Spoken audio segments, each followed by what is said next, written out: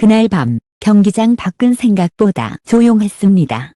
패배 직후의 경기장은 보통 소란스럽고 누군가는 분노하고 누군가는 침묵하고 누군가는 핸드폰 화면을 붙잡고 끝없이 되감기를 하죠. 그런데 그날은 이상하게도 공기가 무거운 것보다 숨이 막힐 만큼 정적이 컸습니다. 스코어보드에는 0-3, 세 글자만 남아있었습니다. 그리고 그 숫자는 한 팀의 90분을 다 설명해 주는 것처럼 보이지만 사실은 아무것도 설명해 주지 않습니다. 저는 감독 김상식입니다. 오늘 이 글은 감독의 첫 인터뷰라는 형식으로 여러분이 유튜브에서 흔히 보던 그 흐름으로 진행하겠습니다. 다만 차이는 하나입니다. 저는 돌려 말하지 않겠습니다. 저는 변명하지 않겠습니다. 그리고 무엇보다 선수에게 화살이 한쪽으로 쏠리게 두지 않겠습니다. 왜냐하면 이 경기는 특정 한 명이 망쳐서 0-3이 된 게 아니라 우리 다 함께 만든 선택들이 한 방향으로 쌓여서 0-3이 되었기 때문입니다. 책임이 있다면 그 책임의 맨 앞은 감독입니다. 많은 팬들이 묻습니다. 감독님, 진짜 이유가 뭔가요? 후반 초반에 왜 그렇게 무너졌나요? 전술이 잘못된 건가요? 선수들이 긴장한 건가요? 체력이 부족했던 건가요? 저는 그 질문들에 다 맞습니다. 라고 말할 수 있습니다. 하지만 저는 그걸로 끝내고 싶지 않습니다.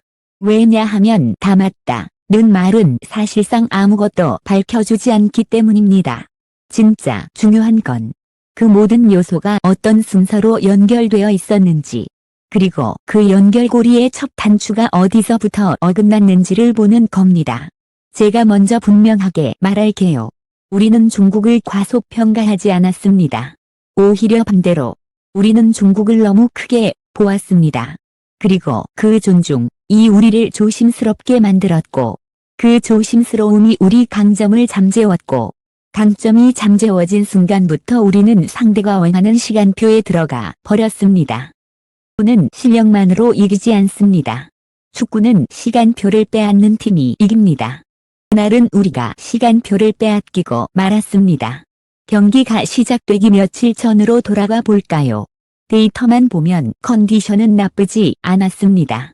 스프린트 수치도 회복 수치도 전반적인 부상 위험 지표도 정상이었습니다. 그래서 외부에서는 준비가 잘 됐다는 분위기가 나올 수 있죠. 하지만 저는 훈련장에서 작은 느낌을 봤습니다.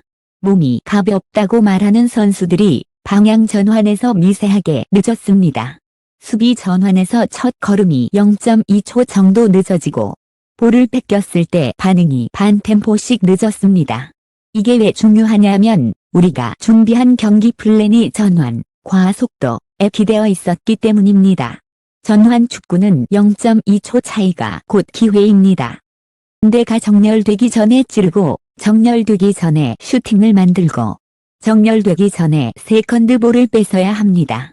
반대로 0.2초가 늦으면 그 순간 상대 수비가 정렬을 마치고 우리 공격은 힘을 잃습니다.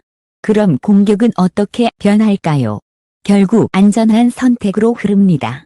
측면으로, 크로스로, 소유만 하다가 끝나는 패스로. 여기에서 첫 번째 숨은 문제가 등장합니다. 우리는 상대가 초반부터 높은 강도로 달려들 거라고 예상했습니다. 그래서 경기 플랜을 초반 압박 대응 중반 안정 후반 승부로 설계했습니다. 그런데 중국은 반대였습니다. 초반에 무리하지 않고 전반에 우리를 관찰하며 후반 초반 10분에 폭발하도록 준비했습니다. 여러분, 이건 단순히 전술이 아니라 경기 운영의 철학입니다. 우리는 초반에 버티고 후반을 바라봤고 상대는 전반에 정보를 모으고 후반 초반에 찌르는 칼을 준비했습니다. 그리고 그 칼이 들어오는 순간 우리는 반응이 늦었습니다. 전반전 이야기로 넘어가 보죠. 전반전만 놓고 보면 우리는 크게 무너지지 않았습니다. 그래서 많은 팬들이 전반은 괜찮았는데 후반에 무너졌다고 말합니다. 저는 그 표현의 절반은 동의하지만 절반은 반대입니다. 전반이 괜찮았던 이유는 우리가 완벽했기 때문이 아니라 상대가 전반을 관찰과 체크에 사용했기 때문입니다. 상대는 전반에 우리를 보면서 이런 것들을 확인했습니다. 우리 6번이 공을 받을 때 몸의 각도가 어느 쪽인지, 전환이 시작될 때 10번이 내려오는지 올라가는지, 풀백이 어느 타이밍에 오버래핑하는지, 에서 공을 받는 선수의 첫 터치가 안쪽인지 바깥쪽인지, 이 모든 건 후반 초반에 칼을 꽂기 위한 지도를 만드는 작업입니다. 그리고 솔직히 말해 전반에 우리는 그들의 분석을 어렵게 만들 정도의 위협을 주지 못했습니다. 우리에게 순간적인 기회는 있었습니다. 하지만 기회가 위협으로 변해야 상대가 흔들립니다. 위협이 되려면 마지막 패스가 과감해야 하고 침투의 타이밍이 정확해야 하고 박스 안에 숫자가 찰나에 몰려야 합니다. 그날 우리는 한 박자씩 늦었습니다. 패스가 늦고 침투가 늦고 숫자가 늦게 들어오니까 상대는 편안해졌습니다. 그리고 편안해진 팀은 후반 초반에 더욱 강해집니다. 이 지점에서 제가 감독으로서 인정해야 할 부분이 있습니다. 저는 안전을 선택했습니다. 수비라인을 평소보다 조금 낮추고 중앙을 먼저 닫고 측면으로 유도하고 풀백이 올라갈 때도 한 번 더 확인하고 올라가게 했습니다. 이 모든 건 상대의 장점을 제거하기 위한 선택이었습니다. 하지만 축구에는 역설이 있습니다. 상대의 장점을 제거하려고만 하면 어느 순간 자기 장점도 함께 제거됩니다. 우리의 장점은 속도와 과감함이었습니다. 하지만 안전을 강조하면 선수들의 몸이 먼저 반응합니다. 공을 오래 잡고 한 번 더 보고 확률 높은 패스를 찾고 돌파를 망설입니다. 그리고 그 순간부터 상대는 우리를 두려워하지 않습니다. 상대가 우리를 두려워하지 않으면 그들은 라인을 올릴 수 있고 압박을 준비할 수 있고 자신들이 준비한 후반 플랜을 더 정확히 실행할 수 있습니다. 후반 시작 전에 저는 한 가지 작은 조정을 했습니다. 전반에 상대의 6번이 리듬을 잡는 걸 보면서 그 리듬을 끊고 싶었습니다. 그래서 일선 압박의 각도를 바꿨습니다. 상대 6번으로 들어가는 패스 길을 더 강하게 닫고 측면으로 유도한 뒤 트랩을 걸자는 선택이었죠. 이론적으로는 맞습니다. 하지만 축구에서 이론적으로 맞다는 말은 가장 위험한 말입니다. 상대가 그 이론을 이미 알고 있을 수 있기 때문입니다. 중국은 우리가 트랩을 걸어올 걸 알고 있었습니다. 그들은 측면으로 몰리는 척 하다가 빠른 원투 패스로 압박을 끌어내고 우리가 좁힌 하프 스페이스 뒤에 생긴 공간을 찔렀습니다. 첫 골은 그 구조의 결과였습니다. 그리고 첫 골이 들어가는 순간부터 경기는 다른 종목이 됩니다. 전술이 아니라 심리와 구조가 지배하는 경기로 바뀝니다. 여러분, 첫 실점 이후의 팀은 크게 두 부류로 나뉩니다. 바로 안정적으로 다시 정렬하는 팀, 그리고 감정에 끌려가 라인을 흔드는 팀. 그날 우리는 후자였습니다. 선수들의 멘탈이 약해서가 아닙니다. 절차가 없었기 때문입니다. 실점 직후 이 물결 3분 동안 무엇을 해야 하는지, 누가 팀을 모으는지, 어디서 파울로 끊어야 하는지, 라인은 올릴지 내릴지, 이런 것들이 절차로 몸에 배어 있어야 합니다. 그날 우리는 절차보다 감정이 앞섰습니다. 제가 감독으로서 가장 후회하는 대목이 여기입니다. 첫 골 직후 저는 즉시 생존 모드를 선언했어야 합니다. 예쁘게 축구하지 말고 길게 차고 세컨드볼을 먼저 따고 파울로라도 끊고 90초만이라도 숨을 고르게 만들었어야 합니다. 그 90초가 있으면 두 번째 골은 막을 수 있습니다. 두 번째 골이 없으면 0-1에서 다시 싸울 수 있습니다.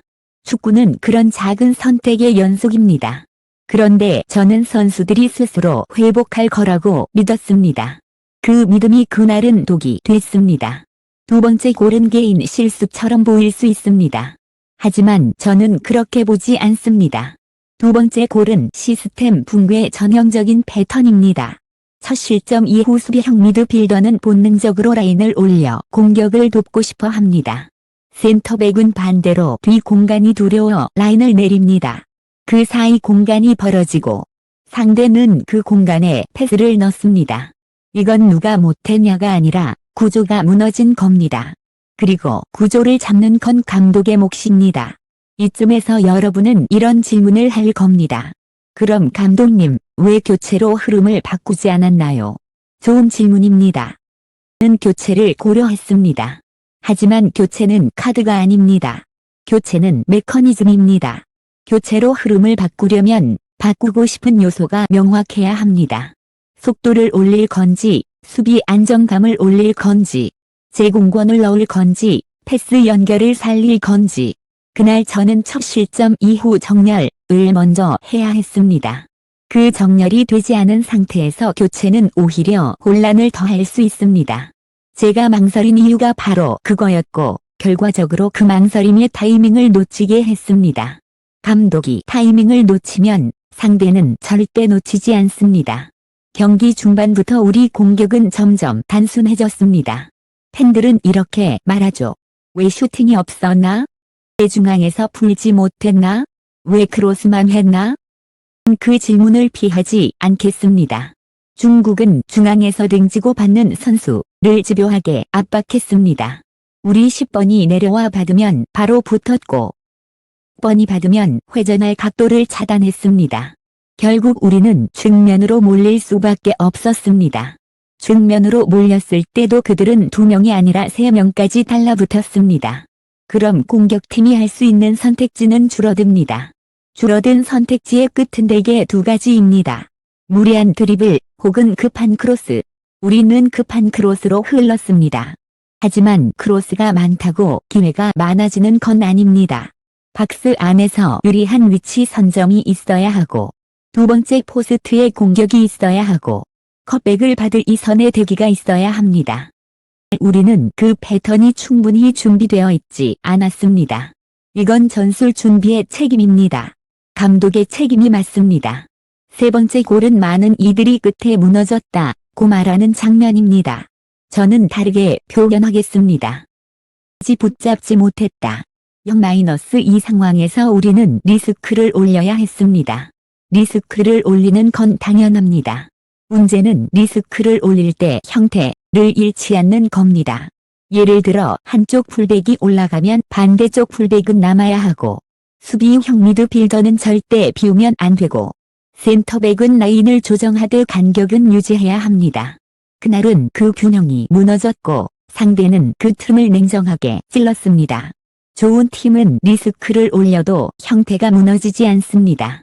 우리는 그 경지에 아직 닿지 못했습니다. 경기 후 라커룸 얘기를 하지 않을 수 없습니다. 라커룸은 전술보다 더 무서운 공간입니다. 선수들이 침묵하면 각자의 머릿속에 각자의 진실이 생깁니다. 그 진실이 서로 다르면 팀은 갈라지기 시작합니다. 그날 실제로 그 조짐이 있었습니다. 어떤 선수는 전반부터 더 밀어붙였어야 했다고 말했고 어떤 선수는 더 밀어붙였으면 더 크게 졌을 수 있다고 말했습니다. 둘 다 틀린 말이 아닙니다. 만 그 논쟁이 계속되면 다음 경기에서 팀은 2개의 믿음을 가진 채로 뛰게 됩니다. 그건 감독으로서 절대 허용할 수 없습니다. 그래서 저는 짧게 말했습니다. 은 내가 진다.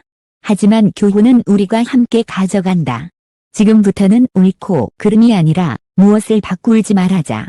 감독이 책임을 지면 선수들은 고개를 들 수 있습니다. 선수들이 고개를 들어야 다음 훈련을 할 수 있습니다. 패배의 다음 날 훈련이 진짜 시작입니다. 그날의 경기보다 다음 날 훈련이 팀을 결정합니다. 이제 여러분이 가장 궁금해할 것, 다음 계획을 말하겠습니다. 저는 열심히 하겠다. 같은 말은 하지 않겠습니다. 의미가 없으니까요. 저는 이렇게 바꿀 겁니다. 우선 하프스페이스 수비 구조를 다시 짭니다. 우리는 압박의 각도를 고정된 공식으로 가져갔고 상대는 그 공식을 읽었습니다. 그래서 앞으로는 상황에 따라 압박 각도를 바꾸는 훈련을 반복할 겁니다. 측면 유도 압박을 걸 때 뒤 공간 커버가 자동으로 붙는 로테이션을 몸에 새길 겁니다. 압박을 더 하는 게 아니라 압박을 더 똑똑하게 하는 겁니다. 공격에서는 선택지를 늘릴 겁니다. 측면으로 몰렸을 때 크로스만 있는 팀은 상대에게 쉬운 팀입니다. 컵백, 2선 침투, 반대편 세컨드 포스트, 박스 바깥 세컨드볼 슈팅. 이 네 가지를 세트처럼 반복 훈련합니다. 턴이 몸에 배면 선수들은 경기에서 더 빨리 선택할 수 있습니다. 선택이 빨라지면 상대는 정렬할 시간이 줄어듭니다. 정렬 시간이 줄어들면 기회가 생깁니다. 그리고 가장 중요한 것, 실점 직후 3분 매뉴얼입니다. 실점은 피할 수 없습니다. 하지만 실점 후 붕괴는 피할 수 있습니다. 그걸 피하는 방법은 정신력이 아니라 절차입니다. 우리는 실점 직후 3분 동안 공을 소유할지, 길게 갈지, 어느 구역에서 파울로 끊을지, 누가 팀을 모을지, 라인을 어디에 둘지, 이것을 규칙으로 정리할 겁니다. 이 규칙이 몸에 배면 선수들은 흔들려도 다시 서게 됩니다. 저는 선수들에게 이렇게 말했습니다. 너희는 약하지 않다. 다만 큰 경기에서 흐름을 조절하는 법이 아직 부족하다. 그걸 가르치는 건 내 책임이다. 베트남 선수들은 재능이 있습니다. 속도도 있고 기술도 있고 용기도 있습니다. 하지만 큰 경기에서는 용기만으로 부족합니다. 용기를 꺼내는 순간을 알아야 합니다. 그 순간을 만들고 그 순간을 지키게 하는 게 감독의 역할입니다. 저는 그 역할을 더 잘해야 합니다. 팬들에게도 말하고 싶습니다. 화내도 됩니다. 실망해도 됩니다. 그 감정은 당연합니다. 대표팀의 패배는 팬들의 하루를 망칩니다. 다만 부탁하고 싶은 게 하나 있습니다. 특정 선수 한 명에게만 분노가 쏠리면 팀은 더 약해집니다. 이 경기는 개인의 실패가 아니라 구조의 실패였고, 선택의 실패였고, 타이밍의 실패였습니다. 그 책임은 감독에게 있습니다. 저에게 있습니다. 제가 그 책임을 회피하지 않겠습니다. 마지막으로, 정말 마지막으로 한 문장을 남기겠습니다. 0-3은 끝이 아닙니다. 그날의 0-3은 우리가 앞으로 가기 위해 반드시 들여다보아야 하는 거울입니다. 우리가 무엇을 잃었는지, 무엇을 준비하지 못했는지, 무엇을 너무 존중했는지, 무엇을 너무 늦게 바꾸었는지, 그 거울을 피하면 팀은 반복합니다. 거울을 똑바로 보면 팀은 성장합니다. 저는 도망가지 않겠습니다. 그 거울을 끝까지 보겠습니다. 다음 경기에서 우리는 다른 팀으로 돌아오겠습니다. 더 빠르게, 더 단단하게, 더 똑똑하게. 단지 열심히가 아니라 정확하게.